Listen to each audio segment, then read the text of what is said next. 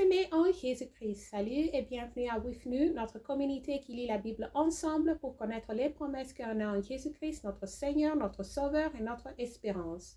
Nous continuons avec Jean chapitre 19. Outrage de soldats, Jésus livré aux Juifs par Pilate. Alors Pilate prit Jésus et le fit battre de verges. Les soldats tressèrent une couronne d'épines qu'ils posèrent sur sa tête et ils le revêtirent d'un manteau de pourpre. Puis s'approcha de lui. Il disait « Salut, roi des Juifs » et il lui donnait des souffles. Pilate sortit de nouveau et dit aux Juifs « Voici, je vous l'amène dehors, afin que vous sachiez que je ne trouve en lui aucun crime. » Jésus sortit donc, porta la couronne d'épines et le manteau de pourpre. Et Pilate leur dit « Voici l'homme. » Lorsque le principal sacrificateur et le usière le virent, ils s'écrièrent « Crucifie, crucifie !» Pilate leur dit « Prenez-le vous-même et crucifiez-le, car moi je ne trouve point de crime en lui. » Les Juifs lui répondirent « Nous avons une loi, et selon notre loi, il doit mourir, parce qu'il s'est fait fils de Dieu. » Quand Pilate entendit cette parole, sa frayeur augmenta.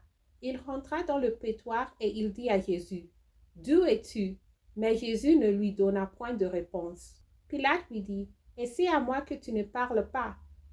Ne sais-tu pas que j'ai le pouvoir de te crucifier et que j'ai le pouvoir de te relâcher? » Jésus répondit « Tu n'aurais sur moi aucun pouvoir s'il ne t'avait été donné d'en haut. C'est pourquoi celui qui me livre à toi commet un plus grand péché. » Dès ce moment, Pilate cherchait à le relâcher. Mais le Juif criait « Si tu le relâches, tu n'es pas ami de César.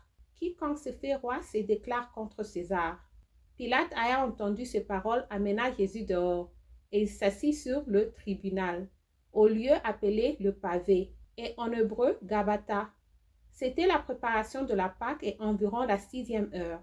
Pilate dit aux Juifs, « Voici votre roi. » Mais ils s'écrièrent, « Ôtez, ôtez, crucifie-le. » Pilate leur dit, « Crucifierai-je votre roi? » Le principal sacrificateur répondit, « Nous n'avons de roi que César. » Alors il le leur livra pour être crucifié. Ils prirent donc Jésus et l'amenèrent. Jésus crucifié. Jésus porta sa croix, arriva au lieu du crâne, qui s'est nommé en hébreu Golgotha. C'est là qu'il fut crucifié et 2 autres avec lui, un de chaque côté et Jésus au milieu. Pilate fit une inscription qu'il plaça sur la croix et qui était ainsi conçue: Jésus de Nazareth, roi des Juifs. Beaucoup de Juifs lurent cette inscription parce que le lieu où Jésus fut crucifié était près de la ville. Elle était en hébreu, en grec et en latin. Les principaux sacrificateurs des Juifs dirent à Pilate, « N'écris pas roi des Juifs, mais écris qu'il a dit, je suis roi des Juifs. » Pilate répondit, « Ce que j'ai écrit, je l'ai écrit. » Les soldats, après avoir crucifié Jésus, prirent ses vêtements et ils en firent 4 parts. Une part pour chaque soldat. Ils prirent aussi sa tunique qui était sans couture, d'un seul tissu depuis le haut jusqu'en bas. Et il dit entre eux, « Ne la déchirons pas, mais tirons en sorte à qui elle sera. » Cela arriva afin que s'accomplisse cette parole de l'Écriture. Ils se sont partagés mes vêtements, et ils sont tirés au sorte ma tunique. Voilà ce que firent les soldats. Près de la croix de Jésus se tenaient sa mère et la sœur de sa mère, Marie, femme de Clopas, et Marie de Magdala. Jésus voya sa mère et auprès d'elle le disciple qu'il aimait. Dit à sa mère, « Femme, voilà ton fils. » Puis il dit au disciple, « Voilà ta mère. » Et de ce moment, le disciple la prit chez lui. Après cela, Jésus, qui savait que tout était déjà consumé, dit, afin que l'écriture fût accomplie, « J'ai soif. » Il y avait là un vase plein de vinaigre. Les soldats en remplirent une éponge et la fixée à une branche d'hysope. Ils l'approchèrent de sa bouche. Quand Jésus eut pris le vinaigre, il dit, « Tout est accompli. » Et baisa la tête, il rendit l'esprit. La mort de Jésus constatée. Dans la crainte que le corps ne restât sur la croix pendant le sabbat, car c'était la préparation, et ce jour de sabbat était un grand jour, les Juifs demandèrent à Pilate qu'on rompît les jambes aux crucifiés et qu'on les enlevât. Les soldats vinrent donc et ils rompirent les jambes au premier, puis à l'autre qui avait été crucifié avec lui. S'étant approchés de Jésus et le voyant déjà mort, ils ne lui rompirent pas les jambes.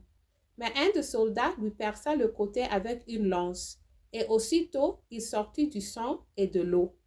Celui qui l'a vu a rendu témoignage et son témoignage est vrai. Et il sait qu'il dit vrai afin que vous croyiez aussi.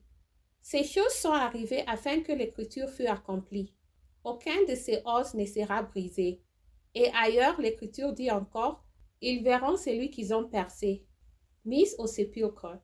Après cela, Joseph d'Arimathée, qui était disciple de Jésus, mais en secret, par crainte des Juifs, demanda à Pilate la permission de prendre le corps de Jésus. Et Pilate le permit. Il vint donc et il prit le corps de Jésus.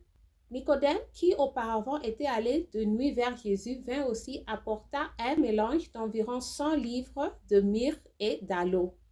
Ils prirent donc le corps de Jésus et l'enveloppèrent de bandes avec les aromates, comme c'est la coutume d'ensevelir chez les Juifs. Or, il y avait un jardin dans le lieu où Jésus avait été crucifié, et dans le jardin un sépulcre neuf, où personne encore n'avait été mis. Ce fut là qu'ils déposèrent Jésus à cause de la préparation des Juifs, parce que le sépulcre était proche. Merci d'avoir lu ensemble. J'améliore mon français en lisant la Bible. Restez en Jésus-Christ et shalom.